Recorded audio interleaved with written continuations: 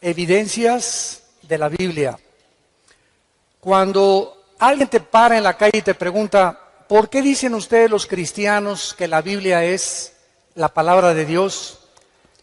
¿Tienes tú las municiones y los argumentos para rebatirlo?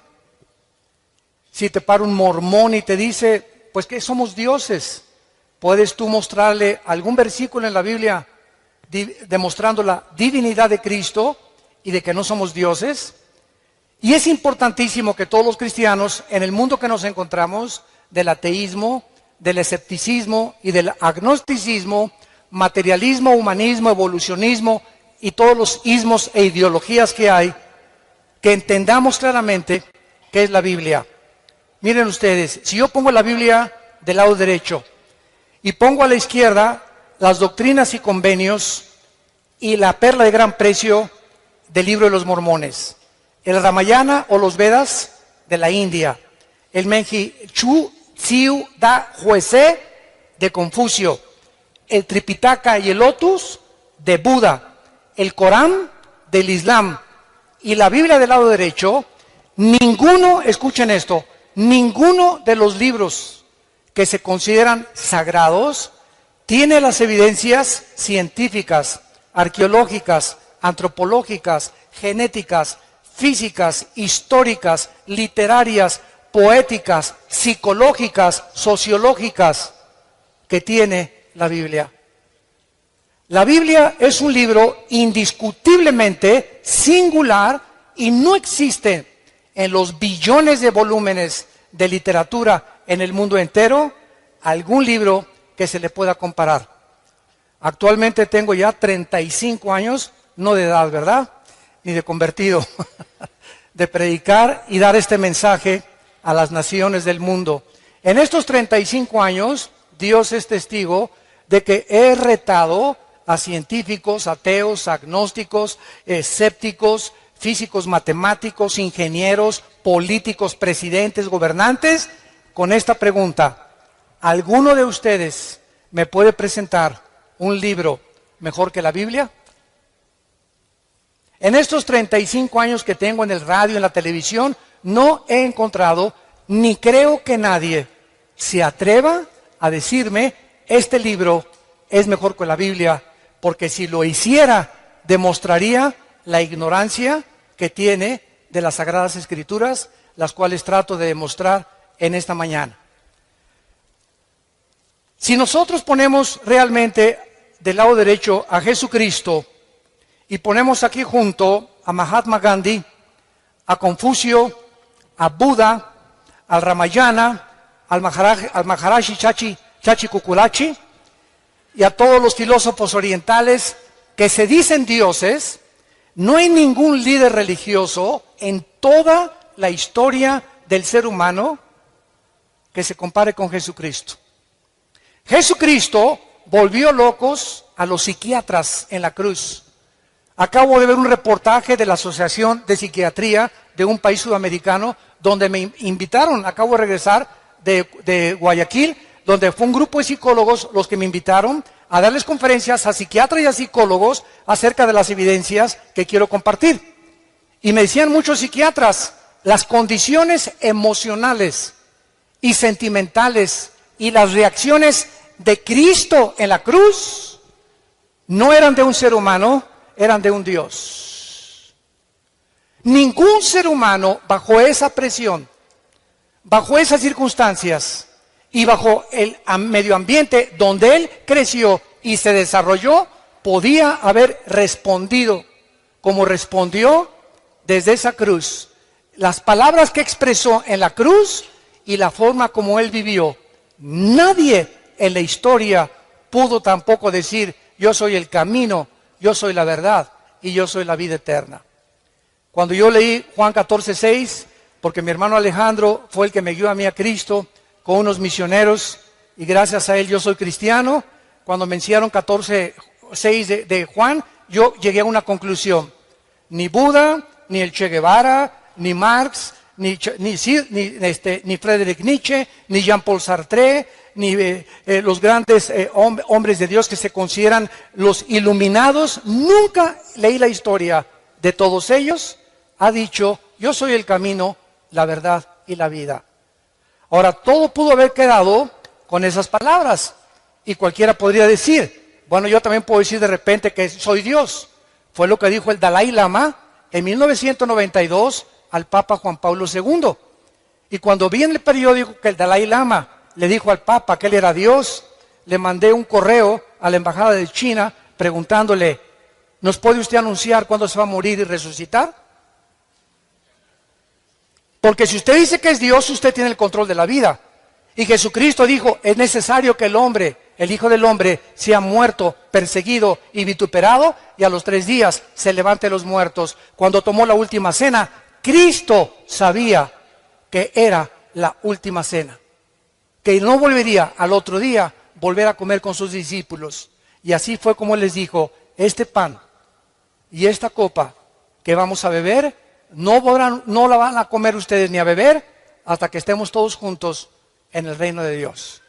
Él estaba perfectamente consciente a qué había venido y exactamente el día, la hora, los minutos y los segundos en que le quitarían la vida y la ofrecería para pagar por nuestros pecados. Veamos en primer lugar la evidencia de la singularidad de la Biblia. Apunten ahí número 1, la singularidad. La Biblia fue el primer libro en haber sido escrito en la imprenta de Gutenberg, 1455. El primer libro que se haya impreso en una imprenta fue la Biblia y se llamó la Vulgata Latina, que fue traducida posteriormente por un monje llamado Jerónimo. La Biblia es el libro más vendido, más publicado, más traducido a más idiomas, a más de 4.850 idiomas y dialectos que ningún otro libro jamás en la historia. En 1986 se había traducido la Biblia a 6.700 lenguajes que por los traductores Wycliffe. Y actualmente, si tú buscas, por ejemplo, como me dijo una vez un ateo, Homero escribió la Ilíada y la Odisea, y le dije, cítame los libros de los griegos, la época de oro de los griegos, dime cuándo se escribió el Corán, el Islam, las traducciones de los sumerios, dime lo que tú quieras. De la Biblia hay 13.000 copias manuscritas del Nuevo Testamento, 8.000 de la Vulgata Latina y 1.400 en el original griego y hebreo. Simplemente en 1948, para que vean cómo la gente habla sin hablar, en 1948 se descubrieron los rollos del Mar Muerto, que se llaman los rollos de Qumran, donde vivió un grupo que se llamó los esenios. Muy bien, en estos rollos que se encuentran en el museo, mi esposo y yo los vimos en Jerusalén, cuando vayan a Jerusalén, en el museo, se encuentran y están extendidos exactamente como fueron escritos por los profetas hebreos, y es exactamente lo que está escrito en la palabra de Dios que nosotros tenemos. Así que cualquier duda que exista de que la Biblia fue adulterada, que fue aumentada, etcétera, etcétera, ahí se encuentran los documentos originales. Ahora bien, en el último siglo, la Biblia ha comenzado a traducirse, que la Biblia del joven, la Biblia de la esposa, la Biblia de los jóvenes, etcétera, etcétera, y todas las traducciones modernas están de alguna u otra manera alteradas por la Sociedad Bíblica Internacional. ¿Por qué? Porque entonces dijeron ellos, no podemos vender la Reina Valera de 1960 ni la King James, que son las mejores traducciones de los textus receptus, o sea, de los textos recibidos originales. No podemos, dijeron ellos, y tenemos que seguir con el negocio, y tenemos que seguir imprimiendo Biblias de color de rosa, moradas, verdes, amarillas, para seguir vendiendo por intereses económicos, desgraciadamente. Entonces, una de las peores versiones que hay se llama la Nueva Versión Internacional, que sustrajeron 26 versículos del Nuevo Testamento. Yo no se lo recomiendo a nadie. Entonces, esto nos muestra claramente, ¿verdad?, el ataque que la Biblia tiene. Por ejemplo, después de su muerte, un hombre que se llamó François Voltaire, en 1778, un ateo agnóstico que persiguió a la Biblia y a los cristianos en Francia, dijo lo siguiente antes de morir: la Biblia jamás podrá, después de mi muerte, pasar a la historia y nadie la volverá a publicar. Cuando se murió, la casa de Voltaire se convirtió en la imprenta más grande de Biblia de Europa. Coincidencias del destino. Veamos a continuación su unidad. La Biblia es un compendio de 66 libros. Vean esto, son 66 libros que hacen un solo compendio. Estos 66 libros fueron escritos en 1500 años. En 1500 años. El último libro que se escribió en el siglo I después de Cristo fue el libro del Apocalipsis. Estos 66 libros fueron escritos por más de 40 hombres diferentes. Unos fueron reyes, otros campesinos, pescadores, poetas, granjeros, médicos como Lucas, oficiales del gobierno y ministros de Hacienda como Isaías, etcétera, etcétera. Sin embargo, la grandeza y la peculiaridad y la consistencia que mantienen estos 66 libros es de carácter sobrenatural. Déjenme explicarles. Hace algún tiempo vino a la casa de ustedes un vendedor de enciclopedias. Y pásele, le dije, porque me encanta mucho, siempre me ha gustado mucho la lectura, a ver qué me puede usted ofrecer. Y pues ahí sacó su laptop y ya me mostró las nuevas versiones del Tesoro de la Juventud, Enciclopedia Británica, bla, bla, bla, bla. Y yo le pregunté a este vendedor, ¿cuántos años tienes vendiendo libros? Y me contestó, 30 años. Le dije, hijo, toda tu vida la has dedicado a vender libros. Y realmente trae una enciclopedia en su laptop de todos los volúmenes casi más leídos y más de más cultura en el mundo. Y le hice una pregunta. Entre estos 30 años que tú tienes vendiendo libros, ¿tendrás por ahí de casualidad 3 libros que se hayan escrito en años diferentes por 3 autores diferentes y que coincidan en su pensamiento? Se metió a su laptop, comenzó a bajar ahí y me dijo después de 20 minutos, señor Alducin, no encuentro tal cosa en la historia de la literatura. Entonces me fui a mi oficina, saqué de mi escritorio la Biblia y le dije, aquí no son 3 libros, son 66 libros escritos por más de 1500 años, por más de 40 hombres, y los 66 libros mantienen del Génesis al Apocalipsis la misma línea, la vida del Hijo de Dios. Desde Génesis 1, escuchen esto, hasta el Apocalipsis, la línea que une a todos los 66 libros es la persona de Jesucristo. Les doy un ejemplo, un botoncito de muestra. Génesis 1:1 dice así, Bereshit Elohim ha-samayim ha-eretz, en el hebreo, que significa, en el principio, Dios hizo los cielos y la tierra. Muy bien, Génesis 1:1 tiene 7 letras en el original hebreo. Tiene 7 palabras en el original hebreo. El número 7 en la Biblia es el número de la perfección. Muy bien, de estas 7 que tiene, el de en medio de Génesis 1 es el símbolo del menorá, que es el candelero que aparece en Apocalipsis. Y si tú te metes en una computadora, como lo hicieron en 1990-95, judíos expertos matemáticos en computación descubrieron que cada 7 letras en el original hebreo aparece el nombre Yeshua, que es Jesús. Y estamos hablando de algo que se escribió hace 4500 años. Por más que hubieran tenido computadoras y hubieran sido genios de la literatura, nadie podía haber acomodado tal fraseología en la Biblia, la palabra de Dios. Ahora veamos a continuación algunas evidencias científicas, señores científicos que nos visitan y los que nos escuchan a través ahorita por el internet y las redes sociales. En el Génesis capítulo 1, entendemos nosotros que la Biblia es el único libro que nos ofrece cómo fue hecho el universo.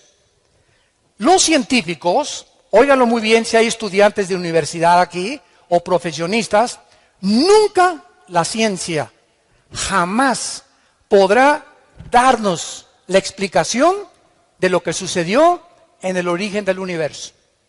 Porque para que sea científico tiene que ser repetitivo. Nadie nos podrá explicar de dónde venimos.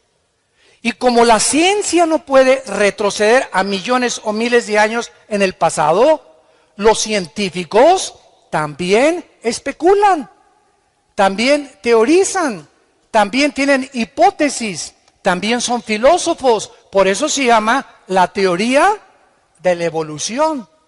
Y pues cuando tú hablas con un ateo o vas a la universidad y no han leído la Biblia tus maestros, ¿qué les queda para poder explicar de dónde venimos? Y te dicen que tu abuelita fue chita.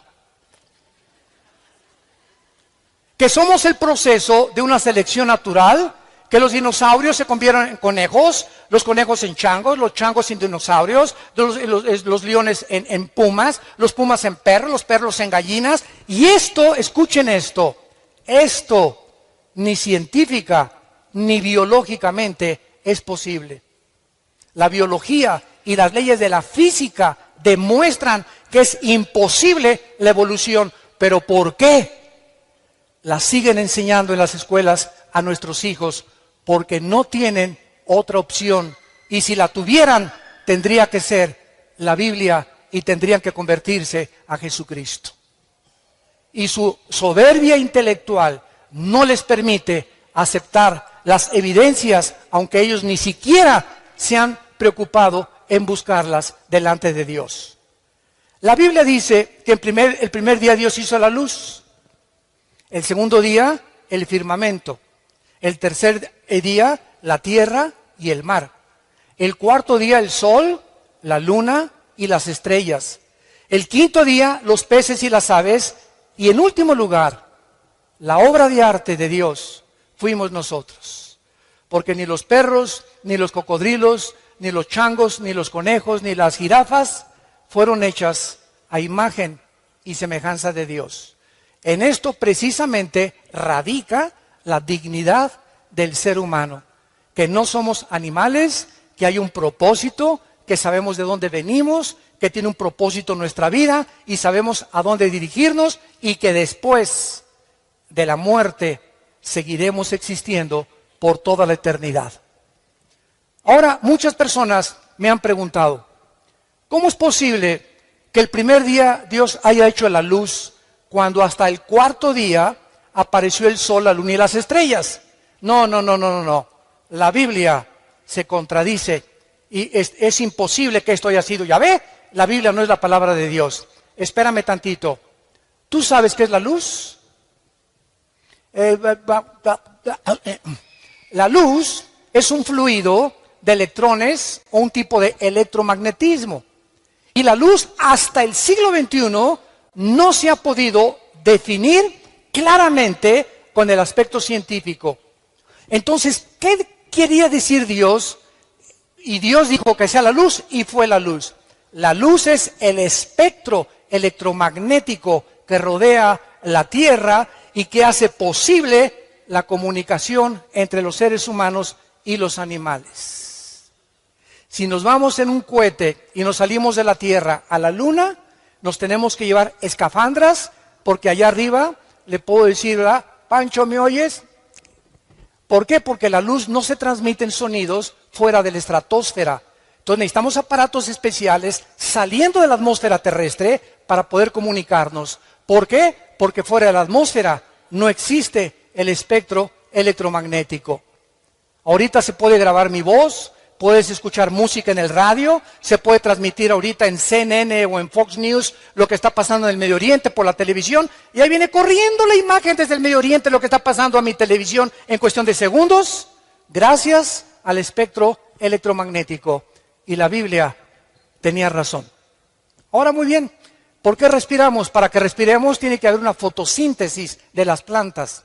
Y las plantas, para que existan, necesitan tener el agua. El orden en que Dios pone la creación del universo es exactamente el orden que la ciencia comprueba que era necesario para que la vida apareciera. ¿Quién le reveló a Moisés hace 4.500 años el orden en que el universo fue hecho por Dios? Veamos en segundo lugar las pruebas de la genética, que son las que más me gustan, porque siempre estoy fascinado con la genética. Es impresionante lo que encontramos en lo que vamos a ver a continuación. Escuchen esto, hasta 1860, apúntalo, hasta 1860 un hombre llamado Gregorio Mendel descubrió las leyes de la herencia. Era un monje que comenzó a hacer experimentos con chícharos y comenzó a mezclarlos y vio que un chícharo verde transmitía características verdes al otro chícharo y que ese chícharo le transmitía también exactamente el tamaño de ese chícharo anterior y otras evidencias más. Entonces dijo, algo se transmite de una manzana, una semilla de manzana, tiene cosas que cuando se siembran produce manzanas. La semilla de la uva produce uvas, la de la papaya produce papayas. Él descubrió que algo dentro de las semillas propagaba la consistencia, el tamaño, el color y hasta las vitaminas de la información que tenían las semillas. Pero él no tenía microscopio todavía. Y hasta 1954, el doctor James Watson gana el premio Nobel cuando descubre el ácido desoxirribonucleico, el ADN. Y este hombre gana el premio Nobel y descubre que en las billones de células que el cuerpo humano contiene, estamos compuestos de billones de células, en cada una de las células contenemos un software. Para hablarles en idioma del siglo XXI, cibernético. Cada célula de nuestro cuerpo contiene información genética codificada. Cuando hay información inteligente, la materia no la puede producir. La materia no puede producir el pensamiento, ni la materia puede producir la conciencia. Por eso es una de mis armas favoritas a los ateos, que son mi plato favorito. Y siempre les digo a los ateos, bueno, ustedes, a ver, explíquenme el universo, ¿no? Una explosión, el Big Bang. ¿Así? ¿Y quién produjo la explosión? ¿Qué se encontraba antes de la explosión? Para que haya una explosión tiene que haber una causa, porque toda causa tiene un efecto, y todo efecto tiene una causa. Ok, vamos a seguir esa línea de pensamiento que los ateos dicen. De una explosión surgió la materia. Ok. ¿Y la materia produce el pensamiento? ¿La materia produce la conciencia? ¿Es la materia inteligente? Entonces, ¿de dónde vino la conciencia que los seres humanos tenemos, que no tienen los animales, a la que llegaron los griegos? Aristóteles, Sócrates, Demóstenes eran más inteligentes que los ateos del siglo XX, porque los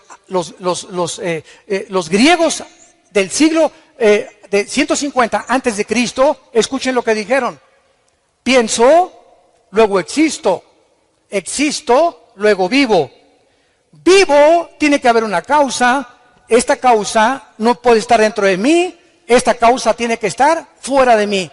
Yo no sé, se llama la fuerza, el poder, un dios o muchos dioses, pero fuera de nosotros no tenemos la causa de nuestra existencia, forzosamente tiene que haber un Dios.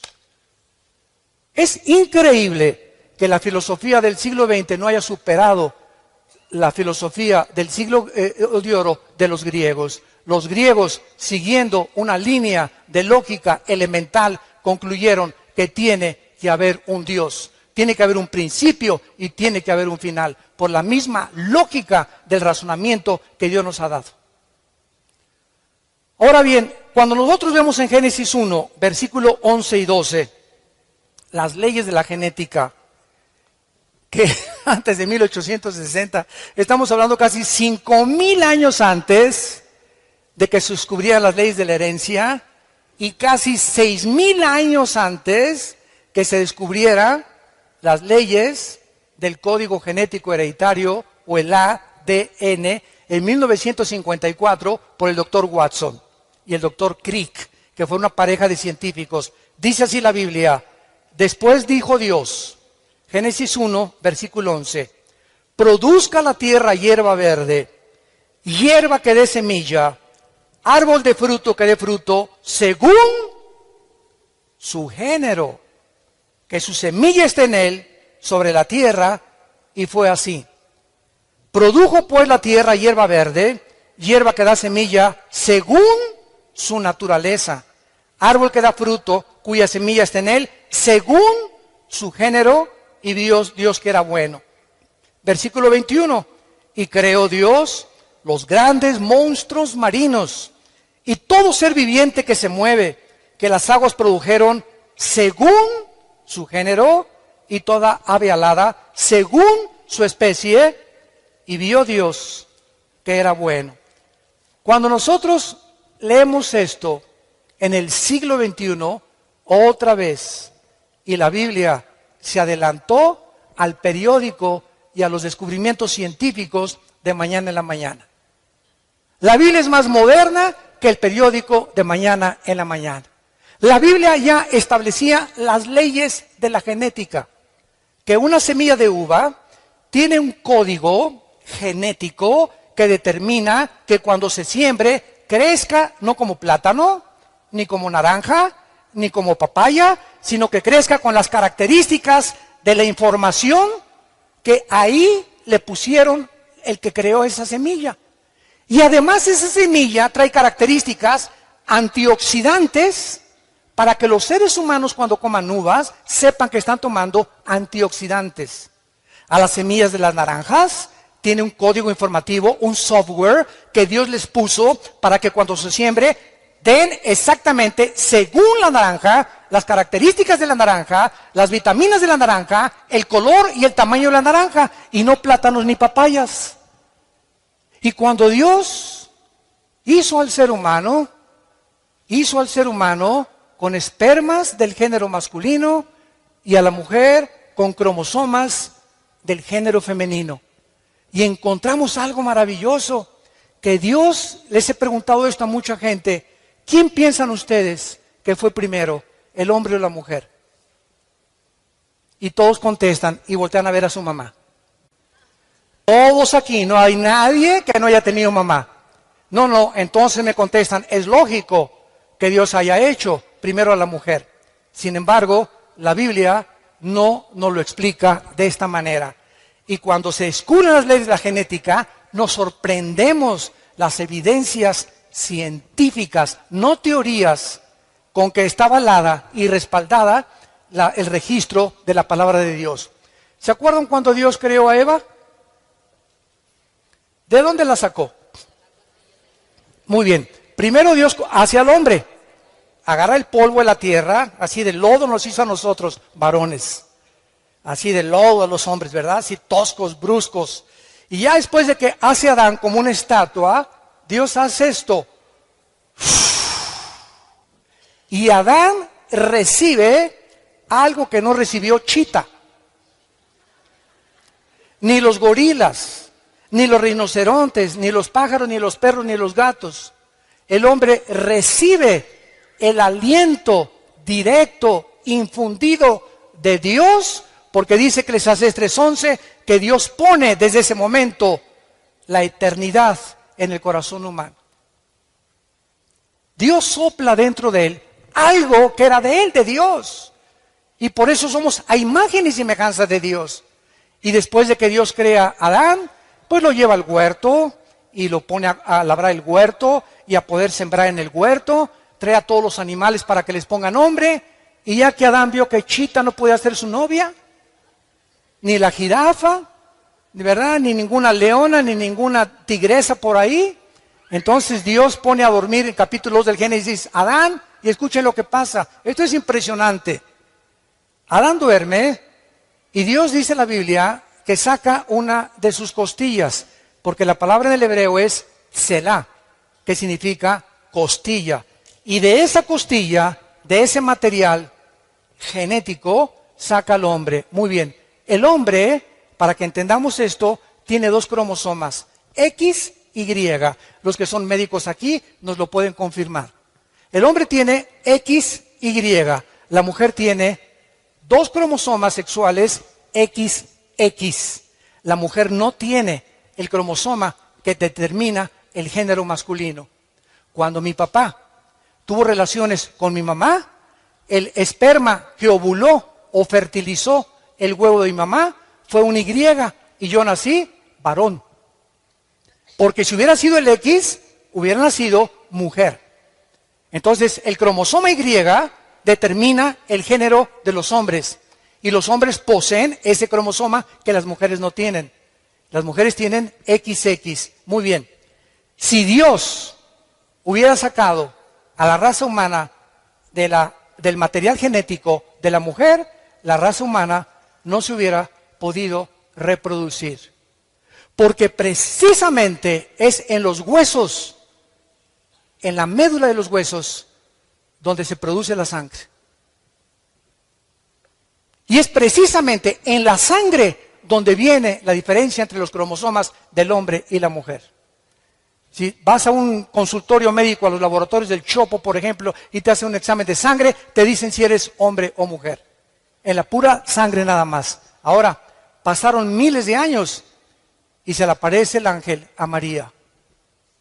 Y le dice a María, vas a ser mamá. Y María se espanta. ¿Cómo que si ni a Cancún nos hemos ido?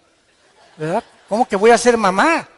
Espérame tantito, no te me adelantes, y estamos comprometidos, no nos hemos casado. Y además, la ley judía dice que si yo me embarazo antes de casarme, hasta pedradas me pueden matar. Y el ángel Gabriel, en Lucas 1 y en el Evangelio de Mateo, le dice a María, María, no te preocupes, Dios va a engendrar en tu vientre a un hombre llamado, y le vas a poner por nombre Jesús. Ni José ni tú le van a poner el nombre. Y sabes una cosa, María, que ese ser que van a nacer no va a ser engendrado por José. José no se va a meter contigo. Muy bien, hace 2000 años que fue escrito esto en el Nuevo Testamento, nadie entendía por qué Cristo tenía que nacer virginalmente. ¿Por qué José no podía tener relaciones con la Virgen María? Simplemente porque el cromosoma Y de José venía infectado desde Adán. Porque por un hombre entró el pecado y el pecado se transmitió a través de toda la raza humana hasta nosotros. Todos los seres humanos, todos sin excepción, desde Adán, hemos nacido infectados por el pecado. Carlos Marx le decía la lucha de clases. Sigmund Freud, el problema del Medio Oriente y la sexualidad infantil. William Shakespeare, el defecto trágico. Y muchos hombres han tratado de por qué el hombre es contradictorio en su comportamiento. ¿Por qué esa conducta autodestructiva con la cual nacemos? ¿Por qué a los niños no les enseñas a portarse mal? Desde que están chiquitos, un niño al año y medio es el más grande dictador de su casa. Un niño al año y medio, a los 2 años, ¿verdad? A los 3 años, no quiero mi juguete, quiero el de Pepito. No se hace eso, niño, no me hace berrinchito. Y vemos que hay algo dentro del ser humano que va en contra de toda autoridad, de todo lo que se les dice. Y se les enseña a portarse bien, porque el mal nacimos con él. El mal, como la Biblia lo explica claramente, de nosotros viene por herencia desde Adán hasta nuestros días. Entonces, vemos que las evidencias genéticas, físicas, de la creación de la Biblia son maravillosas y que podemos nosotros, a través de esto, darle una respuesta al ser humano para que el ser humano pueda entender por qué la Biblia es el libro de los libros. Hace 2300 años, antes de que Galileo Galilei, tu padrino, descubriera que la tierra era redonda, apúntalo. En el libro de Isaías 40, capítulo 40, versículo 22. 2300 años antes que Galileo, la Biblia ya decía que la tierra era redonda. Hay una ley en la física, todos ustedes que son de carácter universitario de la preparatoria, que se llama la ley de la entropía.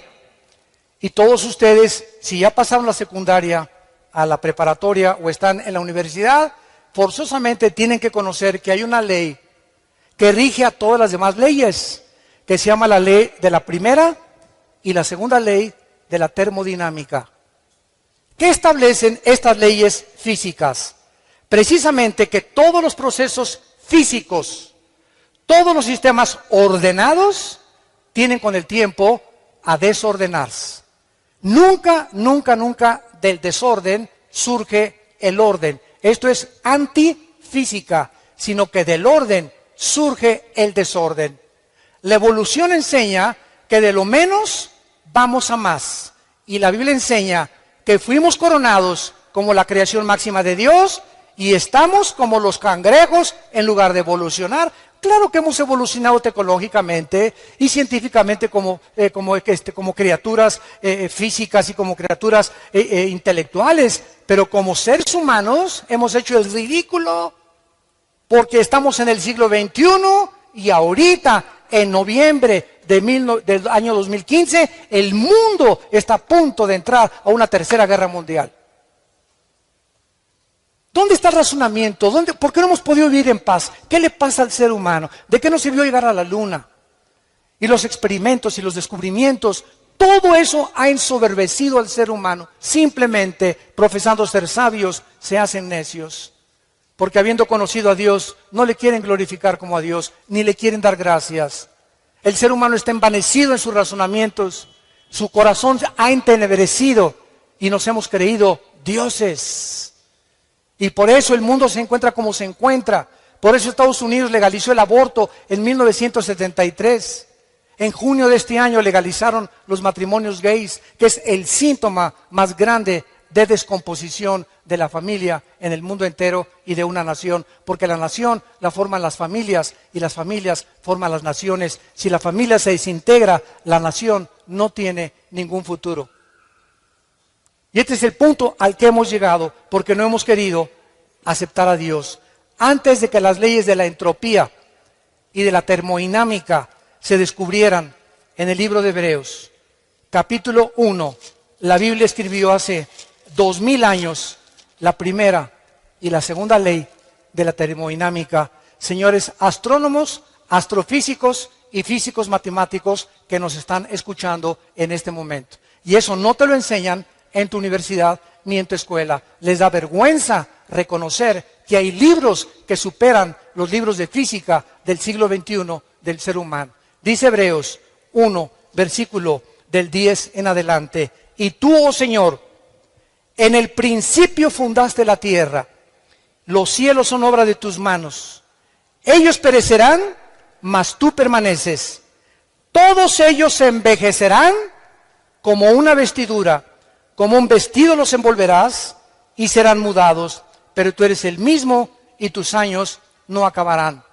Exactamente lo que estas leyes establecen, que todo se descompone, todo se oxida, todo se termina, todo se arruina, todos tenemos que meterle mantenimiento a un edificio, mantenimiento a mi coche, mantenimiento a mi persona, estamos nosotros muriendo celularmente cada segundo.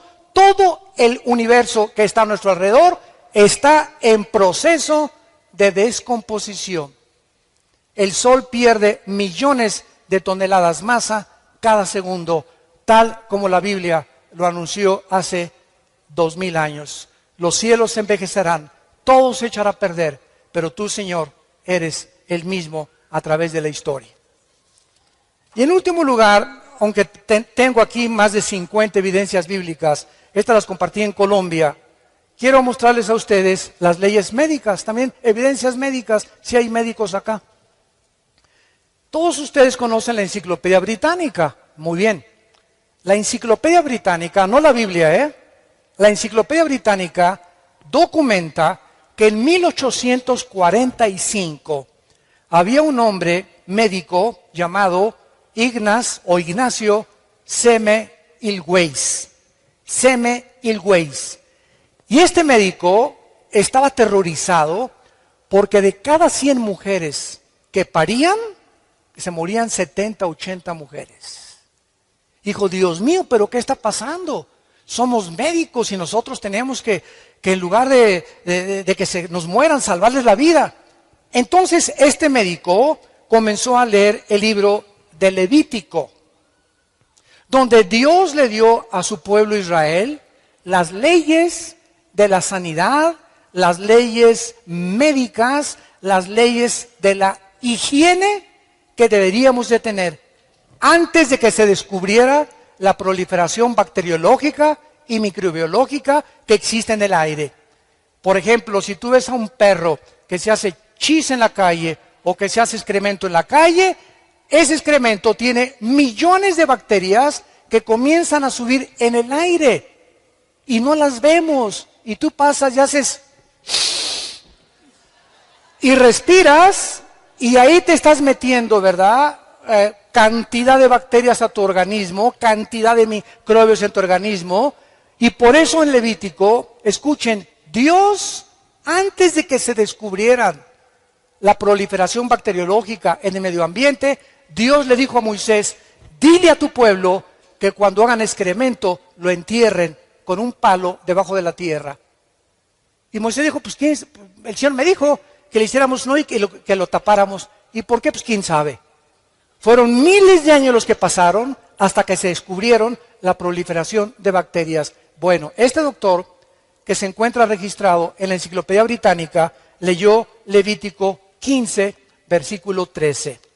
Y ahí descubrió este doctor el secreto de por qué las mujeres se estaban muriendo cuando los médicos las estaban atendiendo en los partos. Y dice así, cuando se hubiere limpiado de su flujo, el que tiene flujo contará 7 días después de la purificación y lavará sus vestidos. Escuchen esto. Y lavará su cuerpo en aguas corrientes, no en aguas estancadas, sino que les dijo Moisés, cuando se laven las manos para limpiarse de cualquier impureza, de semen, de flujo, de lo que sea, lávense las manos, pero tengan cuidado de nunca lavárselas en charcos, ni las pongan en cubetas y se laven ahí. Tiene que ser agua corriente. Y entonces el doctor Semmelweis, registrado en la Enciclopedia Británica, les recomendó a los doctores que se lavaran las manos antes de atender a las mujeres que iban a parir. Y el índice de mortalidad se redujo el 80%. Estaban ellos con sus manos de los tacos del pastor después, se metían a tratar de sacar a los bebés, infectaban a las mujeres y las mujeres se morían por infecciones de la cantidad y millones de bacterias y microbios que tienen las manos. La Biblia tenía razón y ya nos daba, antes de que se descubrieran las leyes de higiene, para que nosotros entendiéramos que ahorita que tú te vas y vas a comprar un taco, asegúrate de lavarte las manos. A sus hijos no los dejen sentarse a la mesa sin lavarse las manos y se van a ahorrar muchísimo dinero en gastroenterólogos y en problemas de cólicos y de retortijones y que, hermano, sácame este espíritu de retortijón que tengo aquí, etcétera, etcétera, y no te voy a sacar nada. Lo que pasa es que no has entendido que Dios ya nos hace responsable. Él nos dice nuestra responsabilidad. No se va a bajar el ángel Gabriel a lavarnos las manos. Esto forma parte de nuestro ritual diario. Me levanto, me lavo las manos. Antes de comer me lavo las manos. Voy a cocinar, me lavo las manos. Nunca le compren tacos ni tortas a ninguna persona que ustedes vean que reciben el dinero y que les hacen la comida. Nunca lo hagan. Yo me acuerdo de los famosos esquites que estaban tan ricos ahí en el DF, cuando vivíamos en el DF. Llegaba con la hermana, ¿verdad? Y agarraba el esquite, y agarraba el queso y le hacía así al esquite, y con todo, y le cobraba y nos los daba para comer. Y nosotros ahí como si nada, ¿no? Qué cochinada, ¿verdad? Imagínense nada más agarrando todos los billetes y con eso manejando la comida. Entonces, todas estas cosas podíamos nosotros evitarnos cuando la Biblia nos da una evidencia de su inspiración sobrenatural. Y para terminar, ¿sabían ustedes que hasta 1970-80 se descubrieron las leyes del famoso colesterol? ¿Qué es el colesterol? El colesterol, nuestras venas son como tubos. Entonces, el corazón hace eso. Cada vez que hace el corazón, está bombeando sangre. La sangre corre por todas las arterias y todas las venas que llegan hasta la punta de mis pies y recorren hasta la punta de mi cerebro. Entonces, estas mangueras tienen que estar limpias. La sangre tiene que estar limpias. Pero cuando yo como carnitas, qué ricas, ¿verdad? Tacos al pastor, qué ricos. Camarones, qué ricos. Langosta, mucho más. Es la que más colesterol tiene. Y los alimentos que que degustamos y que creemos, ¿verdad?, que son buenísimos. Bueno, por ejemplo, un muchacho de 20, 25 años se puede comer 3 tacos al pastor a la semana y su condición física la va a resistir. Pero si pasamos de los 40 o llegamos al 5.º piso ya pasamos del 5.º piso, ¿verdad? ¿Qué es lo que hay que hacer? Cuidar nuestra dieta. Y lo más importante, el colesterol. Muy bien, si yo no cuido el colesterol y como mucha grasa animal, o mucha carne, por ejemplo, o muchos camarones, o muchas cosas que Dios prohíbe en Levítico capítulo 11, mis venas, la tubería, se comienzan a bloquear. Entonces se aprietan las venas y el corazón hace... Comienza a bombear con más esfuerzo el corazón porque el colesterol está bloqueándome las venas y por eso sobrevienen los ataques cardíacos. De repente tienes 40, 45, 50 años ¿y qué me pasa? Al hospital y vas para el suelo. Y te hacen un examen de sangre, estás con el colesterol de más de 200 puntos, los triglicéridos más de 300 y la glucosa más de 100 puntos, que son los límites que debemos de tener. ¿Por qué? Porque estamos violando las leyes de la higiene que Dios estableció en su palabra. Todo nos es permitido, mas no todo nos conviene. Según la edad que tengamos, tenemos que tener más cuidado. La Biblia nos recomienda beber por lo menos 2 litros de agua diarios. No de Jamaica, no de horchata, no de durazno, agua. ¿Sabes qué es agua? Agua. Sin nada. Ahora, claro que puedes echarte tu horchata, lo que tú quieras, ¿no? Pero mínimo 2 litros de agua, agua natural, porque somos más del 80% de nuestro cuerpo está compuesto de agua, más el cerebro. Y el alimento privilegiado para el cerebro y para tener alerta el cerebro es el plátano. Un plátano diario te da el potasio y las características que necesitan tus neuronas del cerebro para que pienses bien y no sigas pensando en el Calimán ni en ricas y famosas. Santos de Dios, tenemos el libro, la palabra profética más segura a la cual haríamos bien en estar atentos.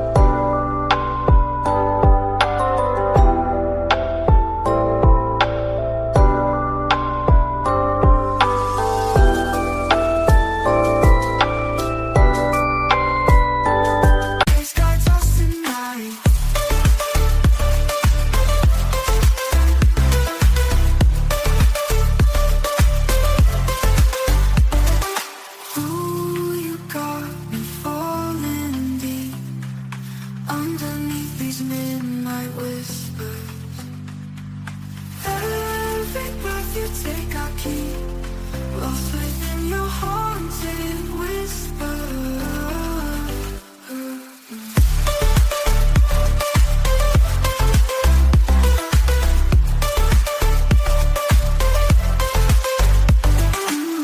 Dark passions under neon skies, heartbeat echoes never lies. In between my hold me tight, future days guides us tonight. Dark passions under neon skies, heartbeat echoes never